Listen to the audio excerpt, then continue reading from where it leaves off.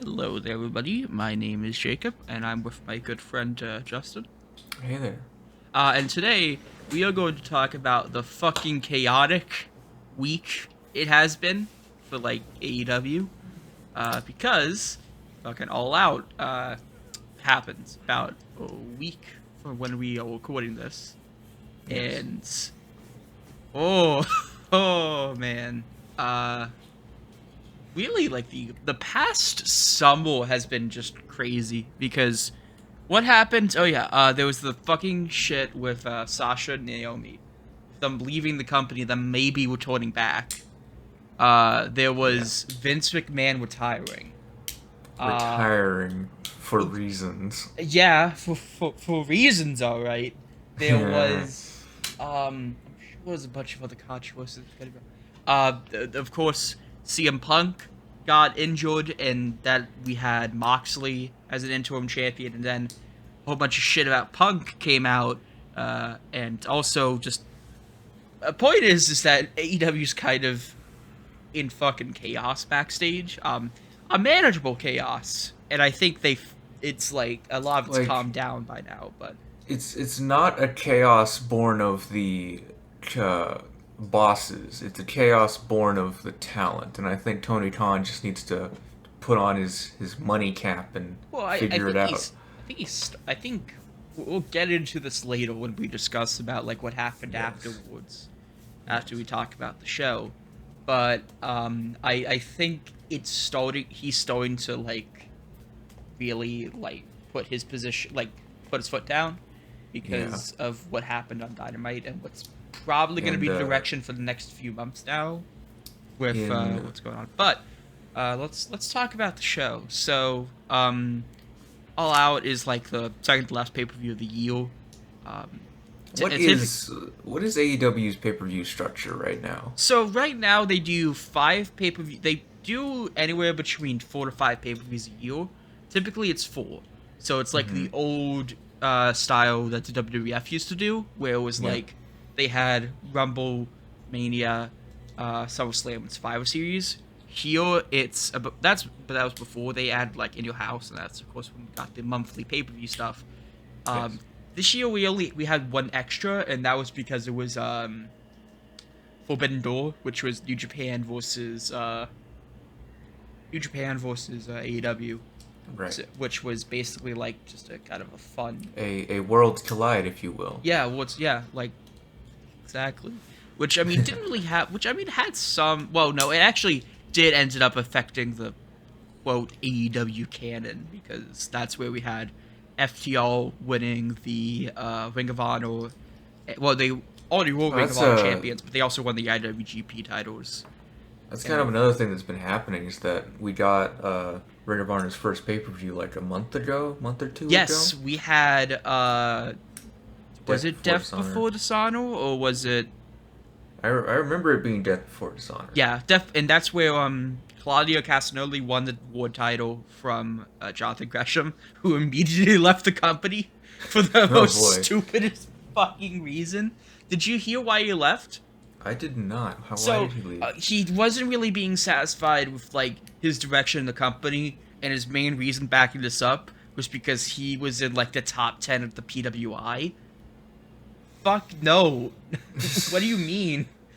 You're bitching about a kayfabe award by by a goddamn magazine that You're in the top 10 of a fucking Insider magazine, and isn't you're even saying, Insider, because they fake hacked it, because like they faked an interview of the Road Warriors back in the day. oh my god. Okay, but Uh, so yeah, so there was Forbidden Door, which had Moxley versus Tanahashi in the main event, where Moxley became AEW, the interim AEW champion. so Uh, if I have this straight, it's all in, all out Revolution and Fighter Fest that are the normal ones. well, Fighter Fest isn't a pay per view, but it is it's a event like when the big Dynamite shows. Ah, I I was wondering why they were still going with the whole Fighter Fest thing. It I seems think like you it's want to because it's forget like that. they set that up early on, and so they kind of just Yeah. kept that as a big event thing. But Right. there was Death Bolzano also. I didn't really have that much effects on like what goes on in AEW outside of Claudio being the world champion. of Ring of Honor. And I mean, the FTR whole thing with that is that Tony Khan bought Ring of Honor to save it from the slow death it was having for money. So, like, I can see the importance of it, but it's not going to affect much of AEW. I think, if anything, it's definitely going to lead to more exposure, obviously, of course, to Ring of Honor, which is great. But I hope this means that we eventually get, like, because they have such a good relationship with Water Discovery, we get, like, a Ring of Honor series or, like, Ring of Honor content on, like, HBO Max. Which I think would be really good. Because HBO Max, I know for a fact HBO is missing sports content, and they used to pride themselves on boxing stuff. I mean, So HBO's missing a lot of shit now. Oh, but... yeah. Fucking... Okay, if this podcast was not about wrestling... If this podcast was not about wrestling, I would have bitched the entire time about the fucking mess that is the Water Discovery module. With them insanity. Fucking killing Batgirl. Like, come on. God, I hate that. But, you know, back to the topic at hand. So let's just get to All Out, because I think we're kind of trailing off a bit. All right, so let's talk about it. So the opening match, the pre-show match, is the Jericho Appreciation Society of Sammy and Tay Melo. Oh no, Tay fucking is that what Tay Conte? No, that's not what Tay Conte is known as right now. I thought Tay Conte was Tay Conte. Yeah, no, I don't know why I got confused. Tay Melo with Tay Conte. I don't know. Oh no, Okay, no, they're the same person. They're just named. They just go under different names. Okay, That's not confusing. I'm reading off of Wikipedia because I don't think I watched this match, because I remember I was at the time, the day of the event, I was streaming, and I had to end the stream on time, and I had to run out and get something, so I kind of missed this match. But they faced off against Ortiz and Ruby Soho for the AAA World Mixed Tag Team Championships. Ortiz and Ruby Soho. Yes. Okay. Because that's a they're, partnership. They're buddies of Eddie Kingston, and Eddie Kingston's feuding with Chris Jericho. Which Ruby Soho doing a lot right now, right? Doing a lot. Yeah. I totally wish she was. Come on, just. You could have made her... I was so disappointed when they didn't make her win the, what's it called? The Owen Holt women's tournament, whatever it was. Because, like, Britt didn't need to win that thing. I understand it's because Adam Cole and Britt Baker are together, so they kind of want, like, them to be paired together with the tournament winners. But at the same time, it's like, you know, you didn't have to. Ruby could have. I could go on for hours about how just so mediocre their women's division is, but which sucks because like there's really good walkers in there. Like they got a lot of Josie talent. They got Nyla Rose. I need Nyla Rose to have a fucking reign of terror, man. I need her to be on TV more. But you need her to be the Triple H of AEW. Give it. Well, she's also fucking hilarious on Twitter, so that she's amazing. She's awesome and representation, damn it. But whatever. Okay, but I really did not see this match, so like I really don't have any opinion on it. The I only assume thing it's a good opener. Yeah, the only thing I had a problem with is that there was this one clip I saw on Twitter, and it was a fucking scary bump. It's where fucking Sammy had Ruby on her back, and Ty basically kicked her, and Sammy dropped her in a really bad way where she basically landed on her head, and it's like, Ooh, no, that's not good. I mean, she's okay, right? She's okay, yeah, don't worry, but Sammy's been getting a lot of shit for it online, and also he was getting a lot of shit beforehand for just being a little bitch. Backstage. He is the little bitch of this company. Because what happened was a while back, was like 2 weeks before All Out, he got into a fight with Eddie Kingston. Because I think Sammy said some shit in the promo they didn't discuss with. I've noticed a theme with their promos. You need some fucking handlers here, man. Yeah, of shooting on people. Keep the mic people? off them. You need to cut this shit out. All I'm saying is wrestling is bad, baby. It's just shooting on your opponent. in the middle of a fucking promo. Oh man. Next match was Hook taking on Angelo Polko of 3.0. Now if you do you remember who 3.0 what no, they're not 3 they're 2.0. Do you know who 2.0 all before outside of AEW? I do not. Who are they? They actually were a part of Chikara when we reviewed the Chikara show. That was so long ago. Yeah, that was so fucking. But people are really interested in Hook, right? Like they really like him. Hook is somebody. Yeah, he's fucking awesome. Like I genuinely mean that he's like his dad in like a model. His dad. Wait, did you not realize who Hook's dad is? Who's his dad? His dad is Taz. Really? Yeah. That's why he's there. Yeah, his dad is Taz. That's why he has the FTW championship, because his fucking dad is Taz. Okay. Good job. Good job, Taz. Good job. That? Holy shit. No, did not know that. But he is a class act. He defeated Angelo in about 4 minutes, and it was an okay, opener. I forgot who. There was somebody who came out afterwards. It was I forgot who. I have to look it up now. Oh man. We're very professionals. Entirely, guys. We do this on a 8-month basis. We're very professional. Yeah. Schedule. What's that? Fuck you. Okay. So this is I'm reading off from Bleach Report. So after Angelo got a decent amount of offense, Hook was able to recover, and lock in the Red Rum for the submission win. Daddy Magic that attacked him, which is fucking Angelo's Polko. That's what's his name? Matt Menard. Or something like that. I keep forgetting. But Action Bronson saved Hook from a double team, and this is quick but fun.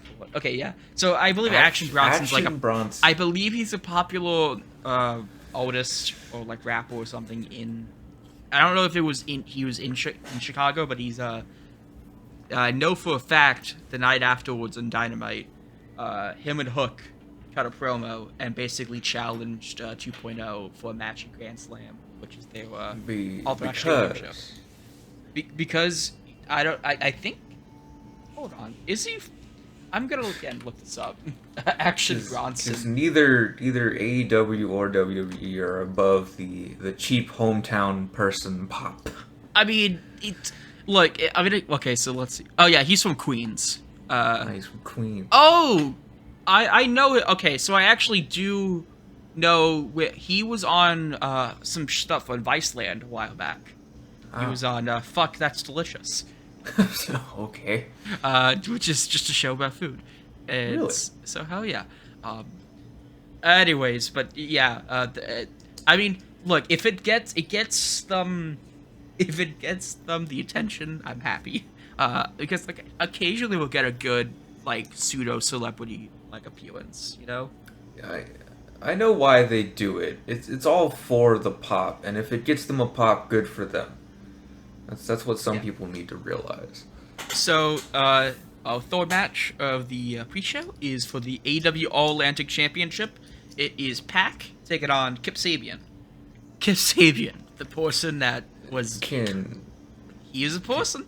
All right. Yeah, can I ask, All-Atlantic, what the hell does that mean? Okay, so...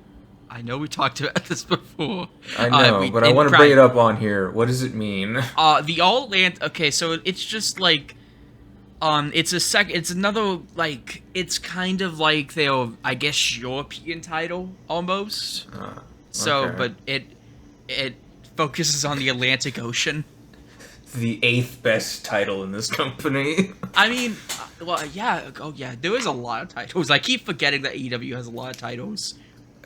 Some part of me thinks there's a need for more titles. The bigger your roster gets, but if you're running out of TV time, not gonna fucking matter. I mean, they also do have Dolk and Dolk Evolution, so like they do have the stuff on YouTube, even if not a lot of people watch them. But like, I mean, I don't know. Like, I feel like AEW does have a decent amount of titles because, like they have. Let's see. I'm trying to count on one hand. They have the All Atlantic Championship, the World Championship, the Tag Team, the TNT, the TBS, Mhm.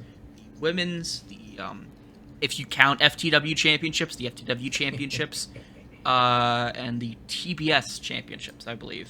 And now the Trios Championship. Oh yes, and Trios Champion. That's 13. I believe that's either the same or similar to the ones that WWE have. And I know WWE have Let's a lot more see. shows, but World, then Universal, then yeah, they Raw have. and SmackDown tag titles, women's tag titles, women's Raw and SmackDown. So that's 2 each for that.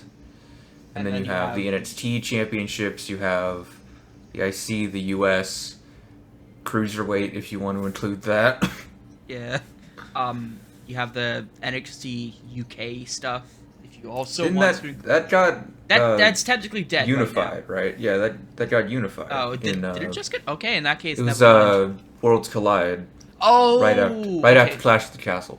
Yeah. Which, oh boy, Clash of the Castle. Okay. Mm. If I kind of want to talk about Clash of the Castle, but at the same time, like most of my like fucking commentary about it is like it's a house show. It's a damn good house show. It's a aside good from house the show with a ending. shit ending. Fucking Tyson Fury coming out and singing the Falcon. You know what? You know what the difference between a Tyson Fury match and this match was? Um, this Tyson match Fury was- sings it when he wins. Yeah. Thanks, Drew.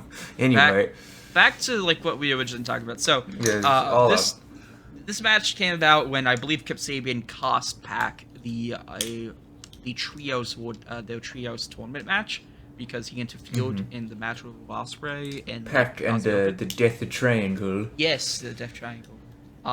So, and Kip Sabian's always kind of been in the crowd of AEW with like the little box on his head.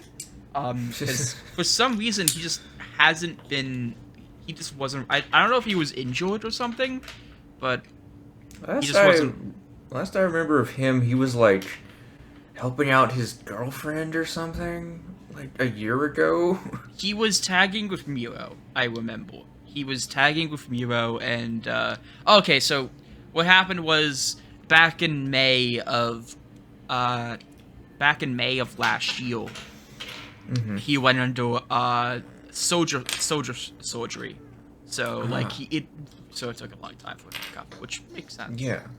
So this match was also okay. I mean, it's a Kip Sabian match, like it's fine. I'm glad that Pac has a championship though. Yeah. That's cool. It's like the 10th best championship on the show. I but, mean, you know, get what you it's can get. still because- okay. You know, championship is still championship. But I thought it was fine. Afterwards, Pac gets interviewed by Tony Schiavone, and Orange Cassidy comes out, and Oh, great. then fucking Pac just punks him out and says, "No, I'm not defending this against you. Fuck off." Okay, good. I don't want to see that. And then I he don't ends need the it. segment. All right. Is the pre-show done yet? We have one more match, and then we'll get to the main thing. We Okay, have let's Eddie hear it. Kingston take it on Tomohiro Ishii in a match that Eddie Kingston would fucking probably was really happy when he found that he was going against Tomohiro Ishii. Really? So, you know, okay, I'm not sure if you know this, but like Eddie Kingston's really fucking into Japanese wrestling, mainly like 90s Japanese wrestling. Oh yeah. Yeah, like Yeah. he's very much like somebody who likes to talk about fucking like Sawa, Kikutenyu. He's always Kawada. seemed like the kind of guy who's into strong style, you know? Yeah, no, he's always somebody who like definitely takes inspiration from that.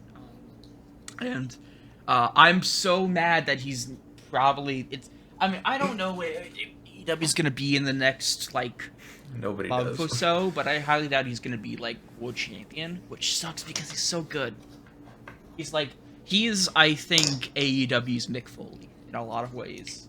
I can see it. He's got like hardcore workhorse in him, and I can feel his like When he super speaks, I think quality. I know it was somebody on Twitter once said that like when Eddie Kingston speaks, you forget that wrestling is fake.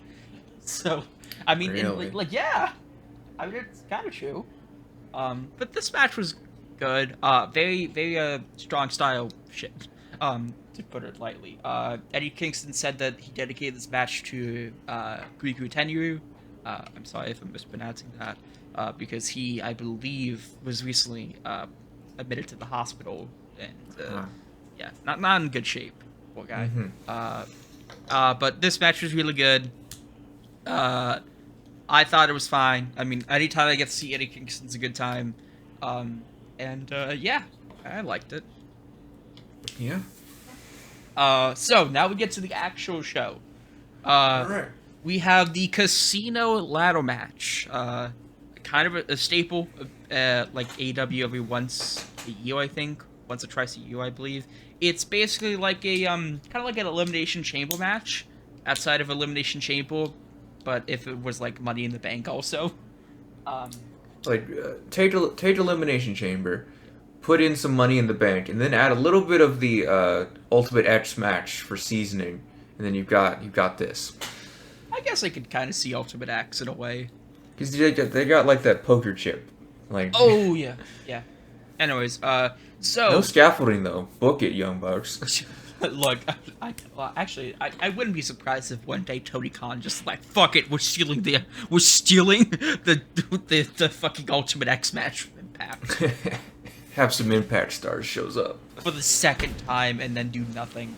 Um, so okay, so this match had Claudio, Wheeler Yuta, Pentagon Jr., Ray Phoenix, Bush, Andrade Alito, and Dante Molden face off. Now I forgot who entered in first, but I want to save who entered in last for like the end after we Oh, talk boy. about most of our thoughts about this match. Because oh my god, I was so confused at the beginning of it, but it all made sense by the end of the show. It's definitely a bit of a cluster, but it Yeah, I mean like it's figures itself out. It's eventually. it's a typical AEW ladder match. A bunch of high spots, a bunch of nice stuff with the ladders. I do think entering in at intervals makes it a lot more interesting because like it all. But at the same time, we all know that they never will grab the belt. They never will grab it before everyone is in. Because it's because like you have to say obviously that they usually have the last person be like a mystery entrant, so you know I mean, that would be a funny way to book a ladder match is to either have only like the first two guys come in and then one of the guys wins, or before the last guy comes in, everybody's down. He just comes in and wins. yeah. I mean that would be a pretty look if AEW ever does that. I will give them a mass amount of credit because like I mean at the same time like what's the point of the intervals if everyone is if everyone's not gonna I mean they're gonna try to grab the thing but they never do, so you know I mean, it's yeah, kind that's of that's the thing is that like a ladder match becomes very formulaic, and even other match stipulations. Like you know how usually the Royal Rumble's gonna go. Imagine if like the other two guys before 30 eliminated themselves, and then 30 just comes out and Yeah. wins. I I feel like that might have happened to me in a no that did not happen to me in a 2K game. I was about to say because like there's a glitch in 2K19 where you can eliminate both yourself and somebody else. That's amazing. Anyways, I thought this was good. Had a bunch of standard, ladder match shit. The really interesting part, and what got me so fucking confused, but so happy by the end of the night. Stokely Hathaway, who's in my opinion the funniest person on Twitter right now, came out with Ethan Page, Lee Mori, Colton Gunn, Austin Gunn, and W. Morrissey, otherwise known as Big Cass. Came out and they grabbed the poker chip, and then the Joker came out to what was it? Sympathy for the Devil by the Rolling Stones, and just grabs the thing and just leaves with Stokely in his pack. I at first was like, what the fuck is this? Because a part of me is like, oh my god, what the fuck is this booking? But then a lot of people, because I was watching this with a chat, and I was like, oh, is it who I think it is? And yeah, everyone probably knows by now, but I'm just gonna spoil it anyways. It's MJF. It's MJF. Yeah, like I kind of knew, like I based on the way he was walking and the way he Just- entered in the ring, like you I love how people still try to do this in the modern day, where you just put the guy in a mask and a heavy bodysuit, and you act like we can't fucking tell who it is. I mean, It's obvious. yeah, because like admittedly, like who else had that fucking like walking, like Who else the walks like that? like the only way you could probably have something like that work is if you just, I don't know, if you pull a fucking Ole Anderson and just get a stock photo online and do some shitty dubbing and then like I don't know. There's only one man who walks more distinctly than Yes. MJF. There's only one man. By God, it's the Black Scorpion. What if AEW just went like, yeah, it's the Black Scorpion. Ric Flair wants to make another last match. Oh damn. Uh, He's a lot more in shape than usual. Oh Yeah. fuck. yeah, he discovered the fountain of youth. Yay. He's Okay. not gross anymore. It's kind of, maybe. We don't really know. Eh. So next match is one of the more anticipated ones, and it is Hangman Adam Page in the Dark Order. That is Alex Reynolds and John Silver taking on the Elite of the Young Bucks and the retorting Kenny Omega. Now, So, is Adam Page suspended? no, he's not. Okay. I think it's because, I mean, in comparison to, we're gonna get into this later, but outside of, quote, like, going into business for himself, which even then, like, I still don't know what the fuck Punk is talking about that. But, he didn't really do anything like that outrageous. Like, Yeah. you know, so it's one of those things where it's like, you know, but He wasn't involved in the thing. yeah, which we'll get into. Oh Yes. boy, will we get into? Yes. The trios titles is something that AEW has been kind of hinting at for a while. They finally made it official a few months back, and they held a tournament. If you're wondering, here's a quick run through of how the tournament went. So Death Triangle were defeated by United Empire, as we mentioned before, which is Will Ospreay and Aussie Open. The Faction Intangibles were defeated by the Elites. House of Black was defeated by the Dark Order, which with Preston Vance, I believe, being taken out because he was injured or something, so he was replaced by Evil Uno. No, he was replaced by Adam Page in the semifinals. Trustbusters were defeated by Best Friends, and then of course Dark Order defeated Best Friends, and the Elite defeated United Empire. These matches were all pretty good, because fuck, these guys know how to do trios matches.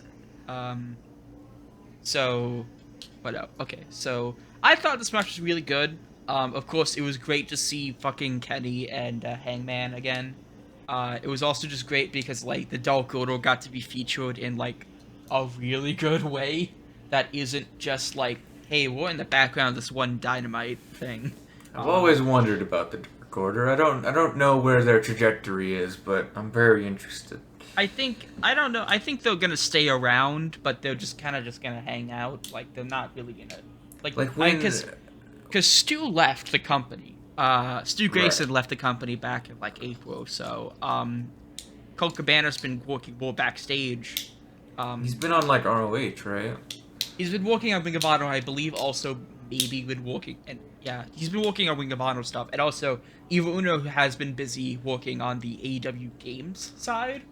Because he's busy hosting the YouTube channel for that. Because I kind of thought that like with Adam Page being champion, he was gonna like kind of elevate the Dark Order a little bit, but I guess And he not. kind of did. Like, he sort of did.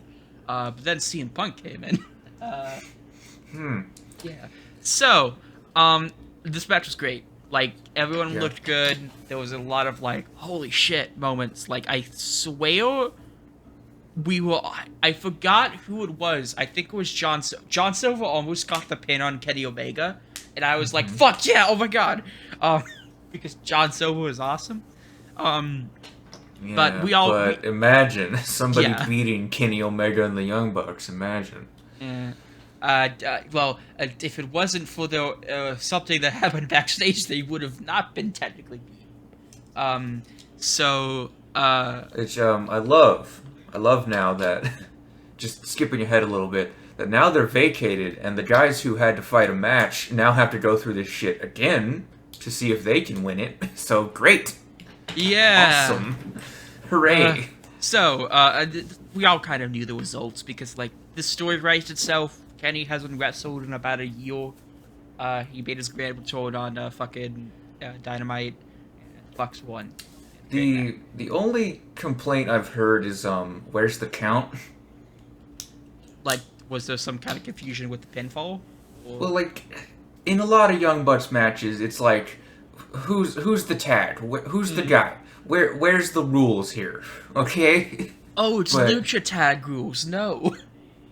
I mean, that would be a cool thing for AEW is just have Tornado all the time. That would be awesome. Honestly, but- I think they kind of operate on that rule anyways, but at the same time, like, people like FTO and the Briscoes, they definitely operate on a, like, old school mentality for, like, you have to make tag, it have to always be. And I mean, if you're gonna do a tag match, you should try to tag, right? Yeah, obviously. Like it's if you're not gonna do it, just say it's Tornado or like make it a rule in AEW or something. I don't know, but Yeah. the I match mean, is that's still what pretty good. annoyed me about fucking when we watching ECW matches. I always hated tag matches in a way, not because they were bad. They were actually pretty good for the most part, at least from like matches I've seen. But like, what's the point of tags? What's the point of tags if there's no rules? Like, Yeah, just- I mean, it's like, what's the point of tags in a cage match? There's no Oh, yeah. fucking rules. Why well, are you that, tagging? I rail in that defense. I rarely see tags in cage matches outside of like. Well, it doesn't happen much anymore. Yeah. But sometimes. Yeah. Or like fucking what was it? I feel like I was gonna mention some sort of example. It's like I was thinking of like when tags matter. I don't know. Point is that fucking AEW doesn't need to work on tags. Like, because Jesus. Yeah. Okay, so next match, which was just kind of, it was okay. I mean, it was fine. I thought it was okay. It was Jade Cargill defending her TBS championship against Athena. And I gotta really- say, ring gear. Good. oh hell yeah, Thank you. fucking Athena looked great. I loved her look. Then again, you can get me over with that kind of like spooky bullshit with anybody. And then Jade did her She-Hulk cosplay. I gotta say, the green skin thing, not perfect, but the costume was at least good. Yeah, no, I like it. I appreciate it. Also, go watch She-Hulk. I have been meaning to watch it because I Should. finally watched the MCU over the summer. I watched all of it. Really? Almost all of it. I skipped like the ABC shows, and I'm like in the middle of Shang-Chi right now. But, Wasn't like, there news that like I think Sasha Banks is on The Mandalorian? Yeah, she is in the Mandalorian. Right? Yeah, I need to whenever that comes out, I need to watch it. Need It, to it get has back been on out that. for like the past year and a half. Oh yeah. Yeah. I was thinking of season 3, but that's not. Oh yeah, but anyways, yeah, I thought Athena was gonna win it because Jade has won the belt since January, but once I saw the She-Hulk entrance, I'm like, oh no, she's Nope. not no. She's no. got the funny gear. It's gonna be. She gonna be- fucking broke down a wall. She has the Cody entrance. You expect her to lose? You know what I want to know? What? Has Chris Jericho ever actually broken down a wall? No, at least not that I'm aware of. Do that at least once. Come on. If he ever comes back to WWE, do it. Just like flies out of the Titantron. That's amazing. It's like Shawn Michaels' entrance at WrestleMania 12, but just Ah. I don't know. This match was fine. I like it. It was it's a. I don't want to say a squash match because Athena got some offense, but it's like Mike Awesome randomly being booked in ECW and just fucking squashing Kid Cash or somebody. Right. Like this isn't a huge feud, right? Like this hasn't been No. Like really this was kind of a going. Mike. This was kind of a thing that was building up for a while, but I think it's always been something that's like kind of been like hinted at and never. Then I mean, again, this is the real problem. Like, how much of the women's roster has even been featured on like the 2 shows at this point? I still think there's like at minimum 2 matches, which Like sucks. 2 matches. Is there any storyline? There was some storylines. I know they were doing something with Thunder Rosa and Britt Baker before she had to, withdraw from AEW for a bit. I've heard that like Thunder Rosa's in some hot water right now too. She is kind of. There's been a lot of rumors that she was sandbagging people, that she was kind of not great to work with. At the same time, I've heard conflicting reports on that. I don't know. Anyways, Yes. next match is another trios match. It is the Motor City Machine Guns, which is Chris Sabin, Alex Shelley, taken with Jay Lethal taking on Wardlow and FTO, otherwise known as the best fucking tag team in the goddamn year. If you're a fan of Impact, you'll like this match. I mean, I am. So, you know. Oh, and also, FTO came out with, I believe it was, it was Dax. Dax came out with his daughter. Great. Because Very there nice. was a promo a while back. I believe it was in the build-up to Death Before Dishonor, and he basically mentioned that, like, oh, my daughter had a fucking, like, something with a Holt, and I want to fight like hell because of her. And and then fucking Sanjay Dutt made fun of that on the fucking programming, and to get some heat. Do people like Sanjay Dutt? Is he like good? Oh, he hasn't wrestled since like 2007, I believe. Right. But he was good. He wrestled a lot in the early indie scene, and then he was a big part of Ring of Honor and TNA. So he's a good talent. I like him, but I haven't really. But like in terms of like personality and stuff, he's okay. He's your standard heel manager. But this match was great. I love Motor City Machine Guns. I love FTO. Wardlow's fucking awesome. Jay Lethal is Jay Lethal. Yeah. And Talented bunch of guys. Bunch of guys. Good. So like this match was great. The most interesting part, though, in my opinion, was the ending. After the match, Samoa Joe made his return, and fuck yeah! Woo, Samoa Joe. Yeah. Did you know, like, he recently came back from filming a movie? Actually, Really? he came back from filming a Twisted Metal movie. Really? I forgot. Let me see who's played. Okay. Joe Twisted Metal movie. Twisted Metal. Come on. He's playing Sweet. He played Sweet Tooth. Really? Yeah.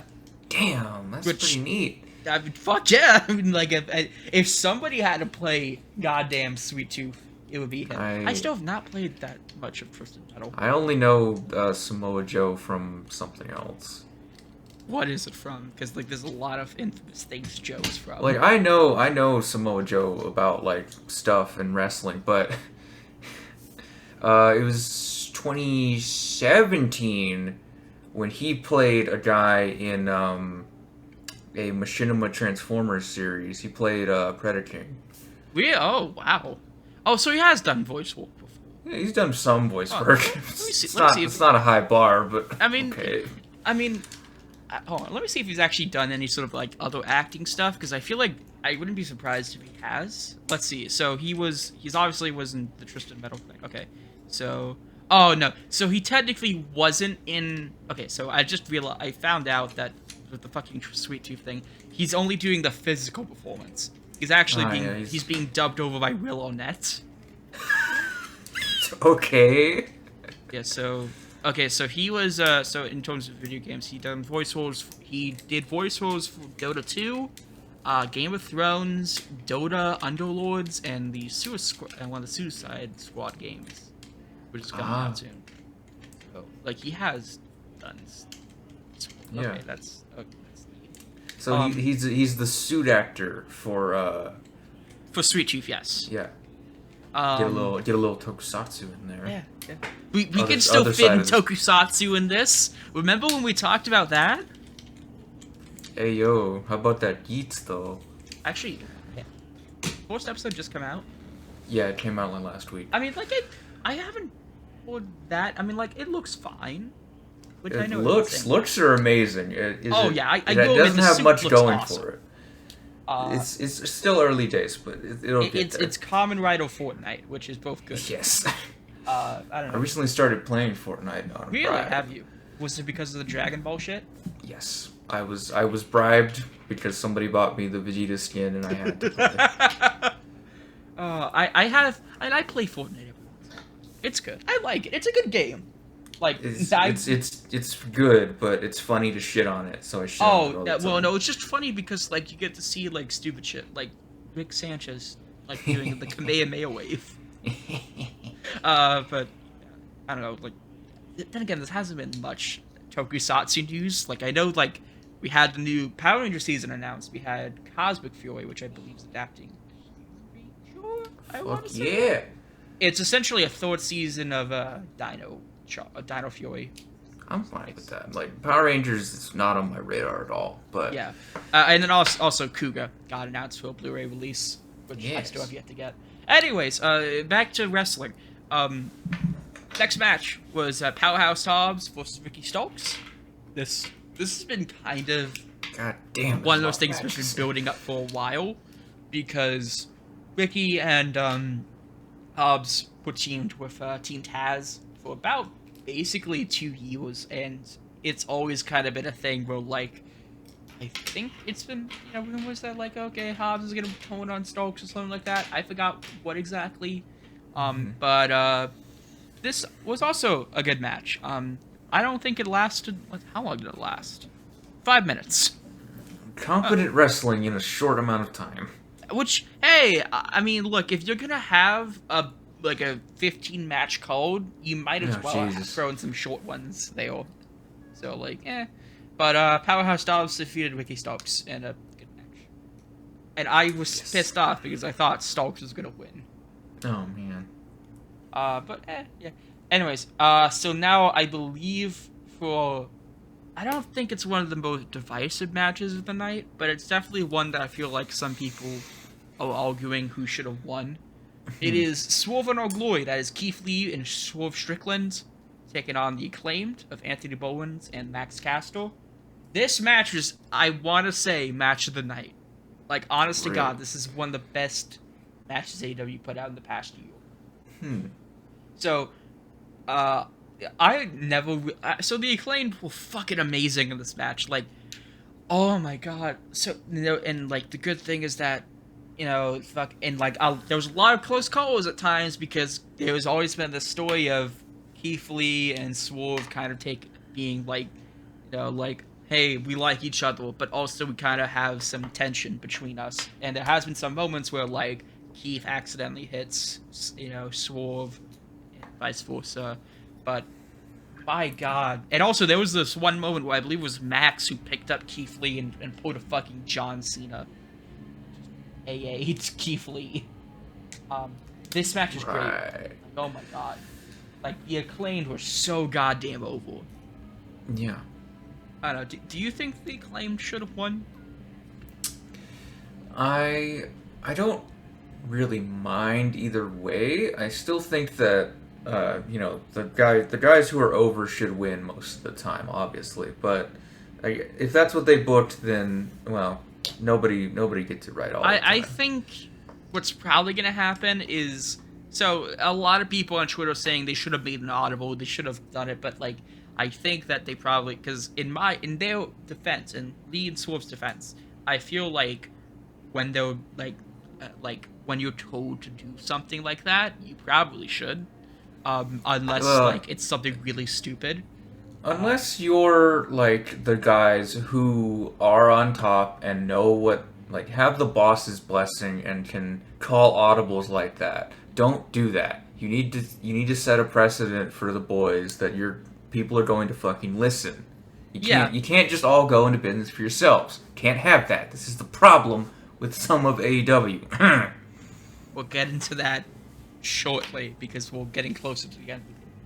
Right. But I think they set up a match with them at Grand Slam, and I think that's where they're gonna win the title. I wouldn't be surprised if like Acclaimed kind of turned babyface, but like in a like John Cena 2003 babyface kind of way, where he's You like, know, Steve Austin and all that. yeah, kind of like that. So, but I do think that that they're gonna win the belts at Grand Slam because You know, I don't here think- to I'm here to be a good guy, not a nice guy, Yeah. and all that. yeah, because I don't think that because like I mean the Acclaimed has always gotten really good reactions online, both Yep. online and also when wrestling in AEW. But this match didn't have that much of a build to my knowledge. I could have sworn it was kind of added like only like a week before the pay-per-view or something like that. But fuck man, I think they should win the belts at Grand Slam because of their performance here. Because oh my god. I'd enjoy seeing that. Anyways, next match is a four-way for the women's interim world championship. Britt Baker versus Jamie Hayter versus Hikaru Shida and Toni Storm. This match was added very last minute, I believe, like 2 weeks beforehand, because Thunder Rosa said that she had to step away from AEW for a bit. I believe because she's What? injured. What championship is this for? The women's world championship. Ah, okay. So, basically they set up a four-way with Britt Baker, who's like the top female in the company in terms of Charlotte Flair. yeah, the Charlotte Flair. Hikaru Shida, who is also somebody who's I believe made a return recently. I could be wrong. I think She was champion, wasn't she? She was. So I think that's what qualified her. Tony because she was a partner with Thunder Rosa, and Jamie because I think she's also been built up a bit. I could be wrong. I forgot. Question. Yes. Where is Nyla? Where is she? I think she might be injured. Damn. Is she injured? Hold on. Nyla Rose injured. Okay, let's see. Yeah, so she I think she was let's see, I'm reading off of site, let's see. Supreme Force AEW Superstar Combine Champions. Okay, so this is back last year. I don't know where she I think she might I don't know. Cuz like it's because like This is what happens. It's like, where are these people? let me go. They're just not here. Let me go on fucking Cage Match and see where she's been. Jesus Christ. Okay, hold on. Career. No, fucking matches. Yeah, no, she's been featured on. She's been mainly featured on. She's been featured on like mainly Dark Evolution and Rampage, but mostly Dark Evolution though. So like. Damn it! Get her on TV. Yeah. And also wrestling some indie dates as well, but yeah. But hey, I mean, this match was good. There were some like, please do not do this moments because I swear to God, I was like, do not let the dentist win, okay? Stop letting the fucking dentist win, please. Yeah. But I mean, I thought this was good. There was a lot of nice sequences between the four ladies, and Toni Storm eventually won, which was great because then that means we will eventually get a Toni Storm versus Thunder Rosa match. Neat. I just hope that this means that we get more like actual storylines between like Please, Toni, beg of you. because like can do shit. Come on, please. I trust you. Anyways, into a match that kind of upset me personally. Oh, boy. It is Let's Jungle see. Boy Jack Perry taking on Christian Cage. Now, Christian turned on Jack Perry. Jungle Boy, whatever you want to call him. So now they're calling him Jack Perry, huh? I think it's because Jim Ross would always refer to him as Jungle Boy Jack Perry, and so that kind of Where's stuck. Luchasaurus been? Oh, he was with. So, basically, Luchasaurus. I believe the week after, Christian Cage turned on Jurassic Express. Luchasaurus basically went up to Christian in the middle of a promo, and then Christian was like, "No, I have something to tell you. Let's take this backstage." And then they go backstage, and next week afterwards, fucking Luchasaurus is like Kane, so he like has like a black and red attire look to him, and Interesting. comes out with different music and stuff. And so basically, but then when Jungle Boy turned, he turned back to Jungle Boy's side, but then swerve because in this match, oops, he was actually on Christian's side all along, because in the middle of Jungle Boy's entrance, he puts him through some tables, puts him through some other tables, hits him with a choke slam, I believe, and then... It would have been funny if he did the thing where he rides on Luchasaurus's shoulders and then he makes and then him he just, like, hit the fucking bar. Yeah, he just rides on his shoulders, and then he just fucking face plants him to the ground. Like, And what of the third man in Jurassic Malco? Express? He left Yeah, the him. company a while back. Right. He left Anyway. because he wasn't really being featured, and Christian. He was featured as much as Marco Stunt could be featured. I'm gonna tell you, but So, anyways, with that, okay, so basically, it was a squash match, kind of, and I don't want to say that was in like a bad way, but like it basically was, because Christian hits him with a spear, somehow Jungle Boy kicks out, and then hits him with the kill switch, or the unprettier, however you want to call it, and wins the match in 20 seconds. They show us the match on the phone. interesting way to book it. I mean, this is clearly setting up something else. I think it was just we don't have enough time to do a full match with these guys. We're gonna do it later. So I think it's just because, yeah. squash them. Yeah, so I wouldn't be surprised if, like, at Grand... Actually, no. It would make sense if they, like, have a match at Grand Slam, because I feel like Grand Slam is going to be, like, their big show of the year. Yeah, Grand Slam has a lot of shit to do now because Oh, yeah. of all And this also, yeah, because of that, and also because, I mean, it's their biggest crowd, because All Thrash Stadium is, like, their Madison Square Garden, I guess. yeah. Okay, next match is one that I thought was actually really good. Bryan Danielson versus Chris Jericho. The first match in, like, 10 years, I think. I mean that has to be a match that is almost impossible to be bad because it's fucking Bryan Danielson and Chris Jericho. What the fuck do you think's like, gonna even happen? if Jericho, in my opinion, isn't as good as he was, like... He's not. He, obviously, he's over the hill, but he's not quite at the bottom of the hill. Yeah, he can still put on a confident performance. Like, he's good. I don't think he's... Where was Sting, by the way? Oh, Sting? No, he was in the match after this. Ah, right. Yeah. I remember Which that. we'll get into. But it was great. Like, I shouldn't have to explain to you why fucking Bryan Danielson put on a good match with fucking Chris Jericho. Is Bryan Danielson capable of having a bad match? I Is don't it think possible? so. I honestly don't think so. Like, even if he was wrestling the most dog shit opponent, he can still make it interesting. I want to see him fight the Great Khali. He probably did. Oh my god, hold on. That would be Bryan hilarious. versus Great Khali. Also, what are you doing shit talking Great Khali? He's the best, man. Oh, he really? did! He did wrestle Great Khali! Dear God, he wrestled was him the in best part of NXT. that match. He wrestled him in NXT. Wow.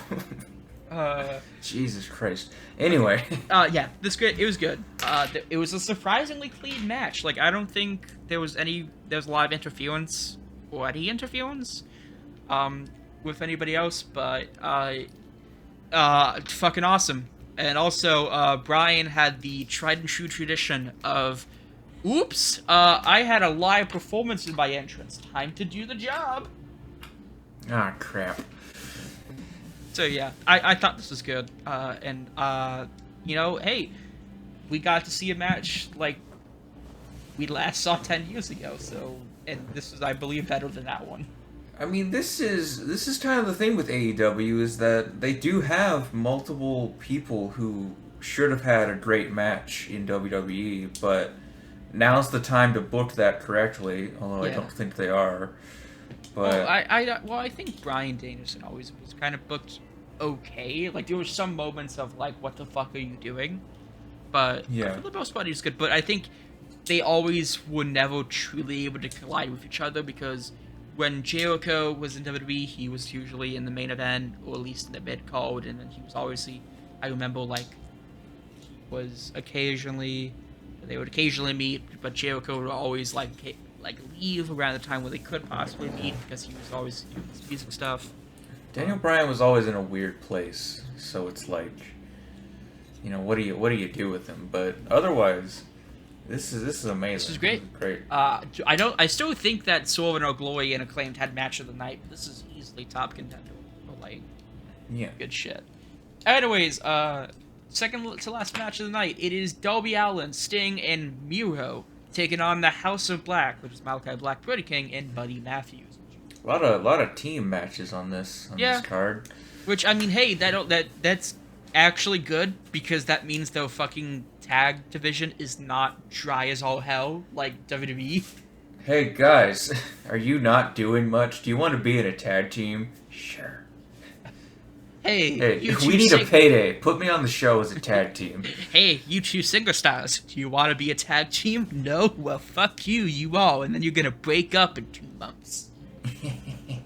But this match is great. I liked it. It was, obviously Sting, Darby, fucking awesome duo. You know, again, 4 guys who mostly can't have a bad match. Oh yeah. Unless you really try. And then House of Black is always I love House of Black just because of the fucking aesthetic. I'm very much into that shit. I need to see more of that. I like going hardcore like punk goth look with like the Judgment Day and Like a and House combination of Black. Judgment Day and House of Black.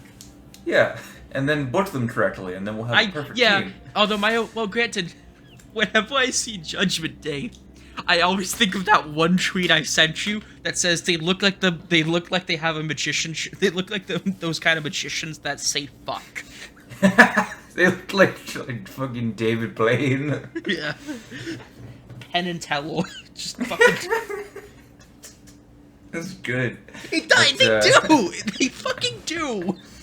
House of Black, awesome. One really cool part about this match is the finish, where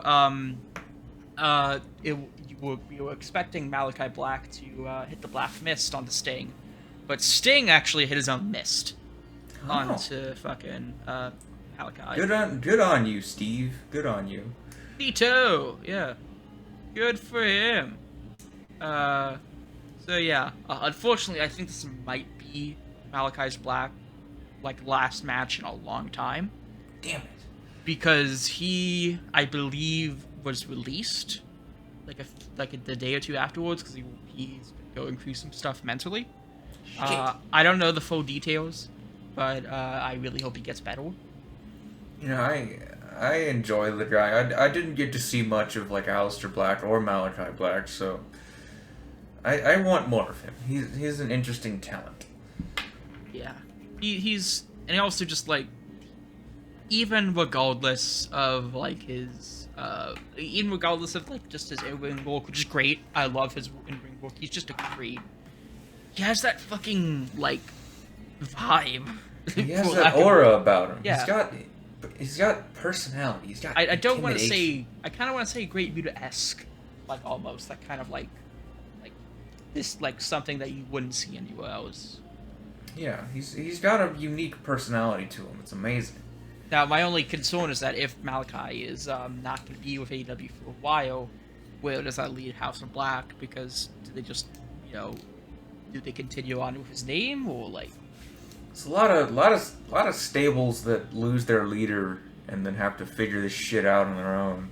Sometimes, Anyways, main event time. It is CM Punk taking on Jon Moxley for the AEW World Championship. Ah, fuck. Now, this match was really good. Yes. But oh my god, was it a clusterfuck in terms of booking.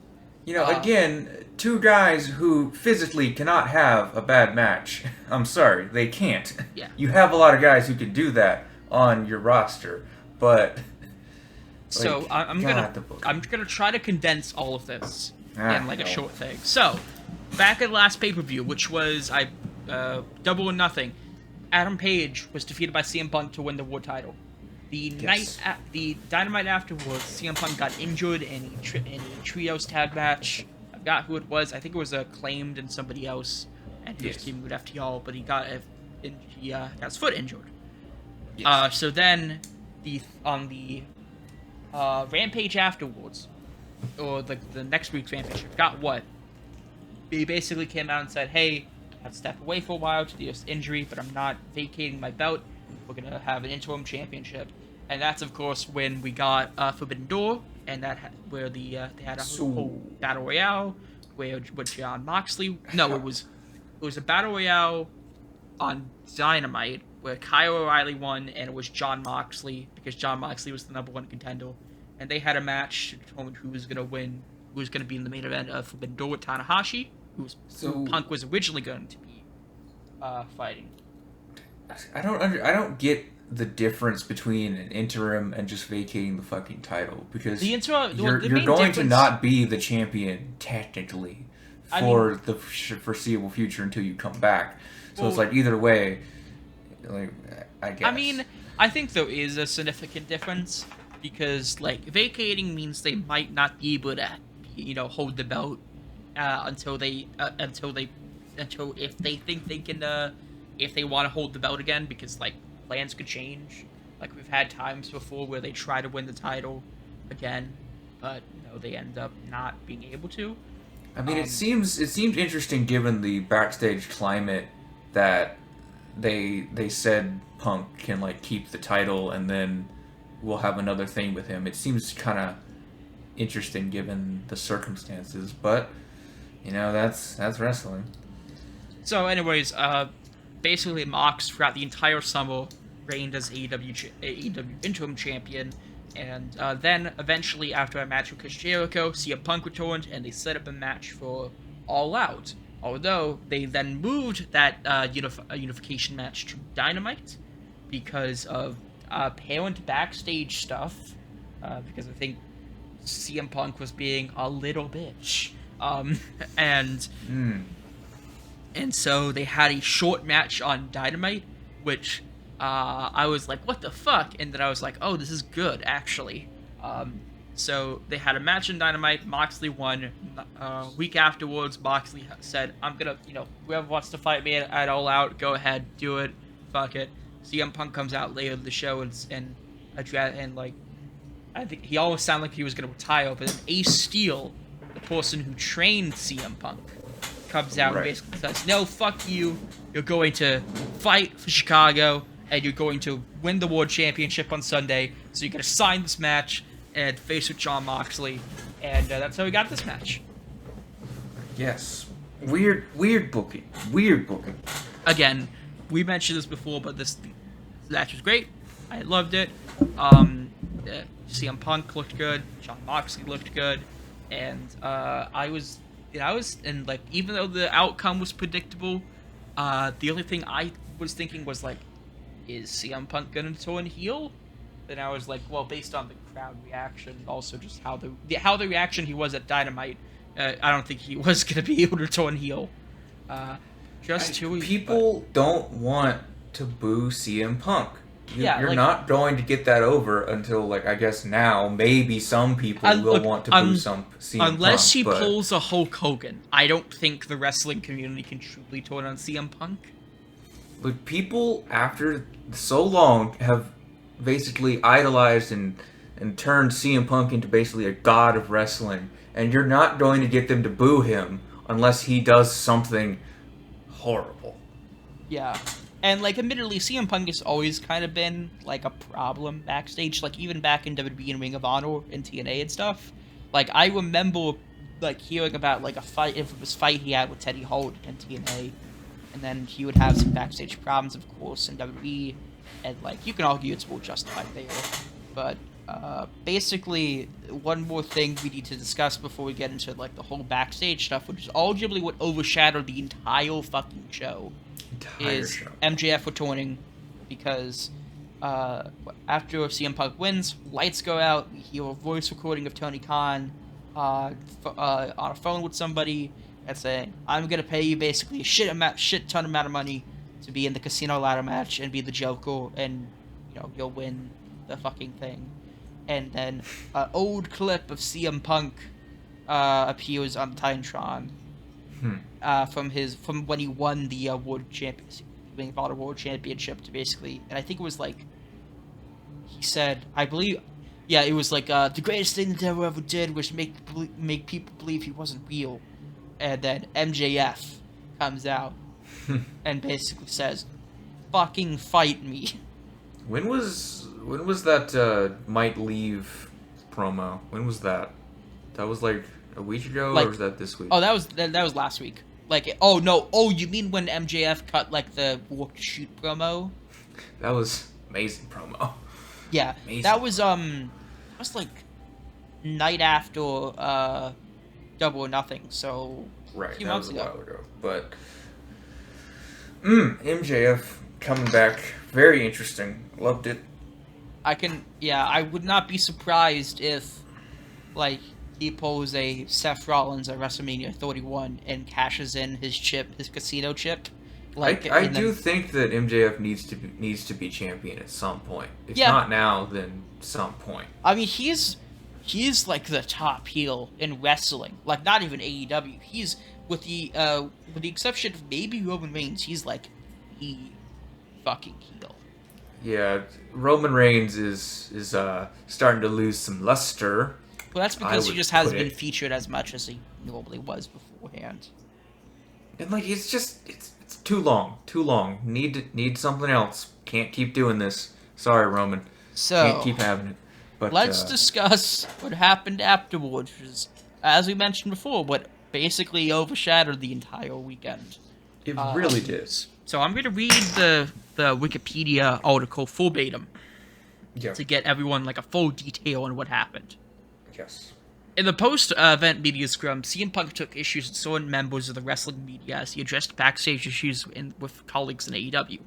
Punk first described Scott Colton, Colt Cabana, as somebody who, quote, didn't want to see me at the top, unquote, discussed their lawsuit against each other, said he hasn't been friends with the guy since 2014, late 2013. Later on, Punk stated Colton shares a bank account with his mother, which tells you what the... I'm gonna requote that. Quote, shares a bank account with his mother, which tells you all you need to know about what kind of character that is, unquote. Punk denied rumors that he had attempted to get Colton fired with AEW president Tony Khan, and confirmed that there was no truth to that rumor. Punk also criticized, quote, irresponsible people call them EVPs. AEW's executive presidents are the Kenny Omega and the Young Bucks. Now, if we could pause for a minute. What? Wasn't Tony Khan sitting there the whole time? Yes, he was. He was. So, couldn't he have confirmed that he did not get Colt Cabana fired?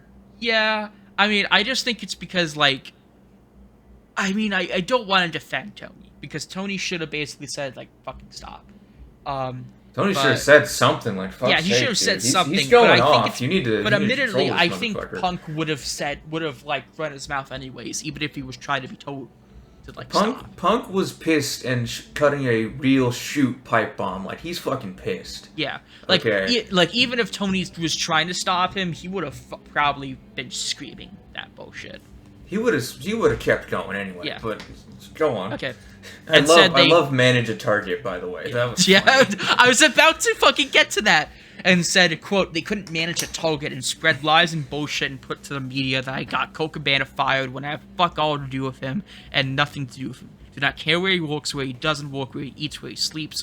Punk later indicated that he was trying to, quote, sell tickets, fill arenas, unquote, while EVPs were acting like stupid guys who think they're in Reseda, which is where Pro Wrestling Guerrilla was based. Pro Wrestling Guerrilla is like their home promotion, basically. Right. Next, Punk criticized Adam Page as a, quote, empty-headed dumb fuck, unquote, who, quote, went into business for himself, unquote, on national television, and further alluded to Page as, quote, somebody who hasn't done a damn thing in the business that has jeopardized the first $1 million house this company has ever drawn off my back, unquote. Punk later said regarding Page, quote, a locker room, for the whole wisdom and brilliance it has, isn't worth shit when you have an empty-headed idiot who has never done anything in this business to public and views and say, I don't really take advice. Punk went to describe MJF as a super talented individual and said that MJF likes the shit where he eats instead of watering the grass. Wrote to public publications, including Fightful, PW Insider, and the Wrestling Observer newsletter, later point that Punk's comments caused a fight between Punk, Kenny Omega, Young Bucks, and Ace Steel, an AEW coach who Punk's trainer and longtime best friend. After the whole thing. As a result of the physical altercation at the All Out Media Scrum, Tony Khan suspended CM Punk, Ace Steel, Kenny Omega, the Young Bucks, Pat Buck, Christopher Daniels, Michael Nakazawa, and Brandon Cutler. AEW President Tony Khan opened that night's episode of Dynamite with a pre-taped video announcing the World and Trios titles were vacated.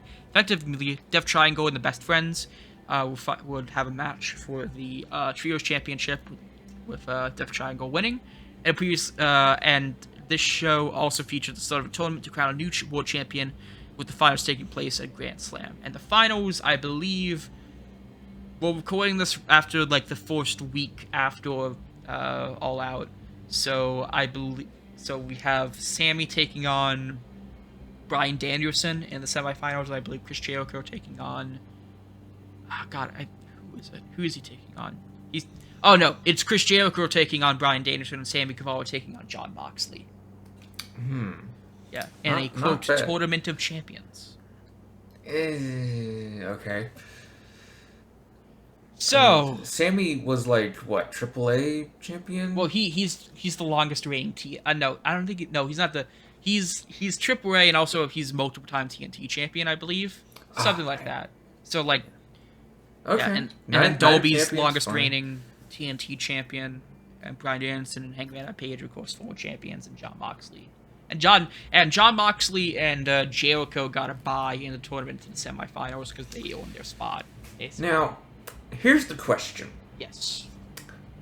Who is the Michaels and who is the Hart in this situation? Okay, so in terms of, like, who was acting like a dickhead and who was acting like a reasonable person? Yes. I think both were acting like a dickhead. See, that's the problem, is that unlike back in 97, where you have obvious good guys and bad guys, like, it's clear that one of these guys is being a fucking asshole. It's not anymore, because they're both kind of douches about it, and they're both big egos, and neither one of them is coming out with, like, a good reputation in this. Yeah, no, everyone looks bad in this thing. Like, even though I think AEW turned this around by suspending them and, you know, just basically holding... At least they didn't try to do what they did before in recent or not so recent times, where, like, they make this into an angle, they try to make it TV. No. Or do like WCW and intentionally put matches against people who have, like... fucking hate each other? Yeah, fucking hate each other, and then, like... Don't do that. Then try to, like... Oh, this wasn't in the copy of the script I got. Tony Schiavone, says Mark Madden. God damn it, Mark Madden. Fucking Mark Madden. Anyway. But really, this is going to be, like, I think one of the big tests for Tony Khan is right the ship, figure it out, and make something out of this, okay? Get these people back on track and make good wrestling. That's all you have to do. I think that ultimately this kind of, in a strange way, worked out into their favor, because you have an opportunity to build up a new champion, which is, I want to say Bryan Danielson's gonna win the belt, because, like, even though Jon Moxley got his own you could argue, John Moxley equally has the right to reign, because like a lot of people were saying that like Moxley is like the person to go to. I mean, When I you think have that Moxley and Danielson both have a claim to it, for and like I people think they you should go be in to, the finals. yeah, people who you go to when you shit and stuff. Um, Because like Sammy, still kind of on that cusp. Darby, he's in there, but he's doing his thing with Sting, and he's kind of figuring his way out. And of course, Jericho, you don't need to be there. You're just there because Jericho, you were there. yeah, like obviously he's a good worker, but he doesn't need another title reign. Like you could argue at the beginning of AEW, he did, he should have been the first champion because it gives them He was a good first champion Yeah. for the swerve, for the angle. He was a good champion to build but now more and I don't. get to But now he's Moxley. Like this. Now he's in his like. Is Jericho in his 50s? I don't know, but also fuck Chris Jericho. Anyway, So, yeah. Now, if you want my personal take on this, I do think CM Punk has made some like good points. Mostly in terms of like can't manage a fucking target, which is both funny as all hell. this needs to be like a Twitter war. Like these guys need to be on suspension, just be on their phones constantly. And just constantly throwing barbs, and it's who can like out fucking Twitter promo each other, and who can win this Twitter beef, and then we'll see what happens. I do think that like Punk made some good points, but at the same time, he kind of sounded like a whiny little bitch, and I know that, And here's the thing. Here's what mostly gets me. How Punk is acting, like how Punk is saying like this wasn't included in the section I read, but I remember he was saying like, oh yeah, you don't, you should take criticism from like people who have more experience than you. Like imagine saying that to Terry fucking Funk. The thing is you're not Terry fucking Funk, Punk. You're CM Punk, somebody who is respected and knows what he's doing sometimes, but at the same time, like, isn't that how you acted in WWE, most notably? Isn't that like how you acted to Tony Atlas when you were getting shit on in OVW by him? I've seen things about like what Triple H sometimes says about him, where he's kind of a cagey guy, and he's not one of those guys who will take shit about things, and he's got his own ideas, he's got his own thing going on, but I don't think that he really is on the same level as like full creative control guys. He's not on that same level as like Kevin Nash or Hulk Hogan, but as a veteran in the business, he's kind of gotten a bit bigger of a head. Everybody has a big head in this business, and I feel some like people are more warranted than others. And also, even then, like the culture of not like taking advice from like older people, for going into business for yourself. That's a culture that CM Punk kind of created. That's what his basic. That was his whole summer of Punk shit, both in Ring of Honor and WWE. That's kind of what it was based around. So, like, you can't get mad at people for trying to do the shit that you did 10 years ago. That is true. I mean, I don't think that guys that are on top of the company and are EVPs need to do it. And I don't like Adam Page isn't one of those guys, right? Like he's not. No, he's friends with the elite, but he's not. He doesn't have any personal stake in the company.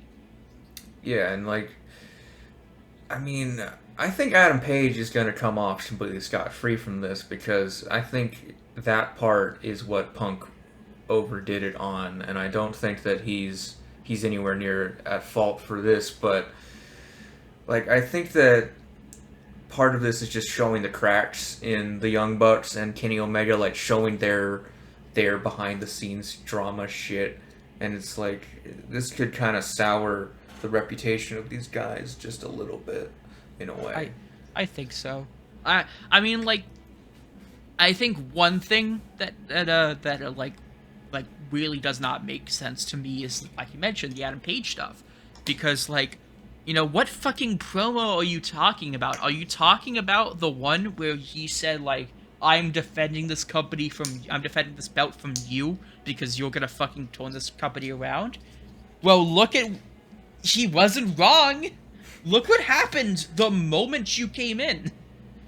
I mean, it's really funny that he made that promo and then went on to lose the match. So, Well, maybe he yeah. was right. Yeah, and then, even then, this is something that, also happened before. Do you remember when Eddie Kingston cut that fucking amazing promo on Rampage and said, nobody wants you here, we don't want you in this fucking company, get out, you fucking rat. And in a way, I get it with Eddie and Hangman, but also Tony Khan kind of paid a lot of money, and people are fucking electric for Punk. So I think it's just you guys, bro. I think it's literally just the locker room that's got a problem with him because the fans love him. Tony Khan paid a lot of money. I think he really wants this shit to work out. So maybe you could kind of help out with that just a little. But then at that point, it's a double-edged sword, because when you have somebody who has a fucking who's a big problem backstage, but does a lot of good business for the company, do you keep them or do you just hope to God that it works out either way? Because I think that's what we're seeing right now. And it's not. It's not. They only started to work out once he got suspended. And even then, going back to wrestling history shit, did that work out well for Hulk Hogan when he was starting to get a lot more creative control in WCW, when he got signed to that big deal? I mean, it kind of did in 96 and 97, and also to an extension most of 98. But in 99, 2000, even in 94 and 95, the fucking WCW was not doing very well backstage. The WCW. But the difference here is going to be when Punk comes back, will he keep trying with this I want to be world champion, I want to be on top kind of shit? Or will he see that other people need to get over, and then maybe you can do something with it? Because that's the real problem that happened with Hogan. Yeah. Is that he did not ever want to lose this belt, and he did not ever want to put anybody else over but himself. That's the real problem with a lot of wrestling. You can't make matches with people who don't like each other. A wrestling match is good when the people want to work with each other and they want to put each other over. Okay? That's what we need. But on the other side of it, it's I don't know. It's just the fact that this is happening with people who have a perceived stake in the company and have a perceived spite of power in the company, that this is happening. And it's you think about the nepotism idea and how they're trying to push him out in a way. I think what you said is right. Now what I hope is actually no, more John Cena and his US title days in 2015. I hope he kind of becomes a mid-card figure where he maybe doesn't have to put over young talent, but makes them look good, if that makes any sense.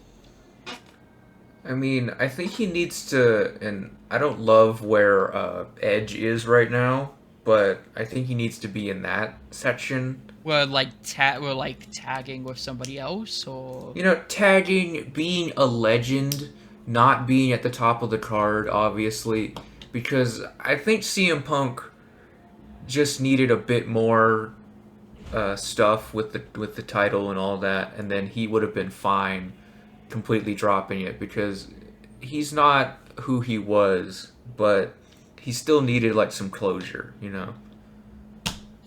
I get your point, but I mean, I hope everything turns out at the end. I'm sure it's gonna turn out fine, but if this results, at the same time, I don't know when we're gonna see CM Punk again, because even without the suspension, he's injured because I believe it's something with his foot or something. But he's out for like at least 8 months.